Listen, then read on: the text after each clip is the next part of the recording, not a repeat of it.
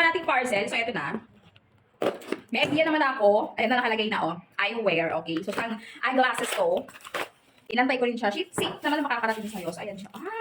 Uy, hala, hindi ko talaga. Dalawa pala. Uy, akala ko talaga isa lang. Ang cute.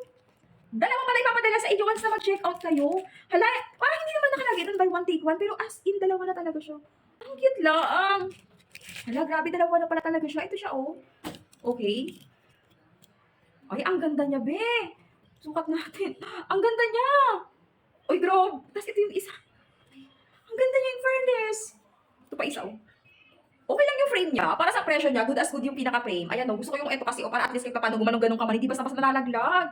Kaya mas net yung mga ganito klaseng atake ng mga sunglasses. Ay, ang ganda niya, be. Hala, maglalagay ako ng link nito. Baka, galing lang.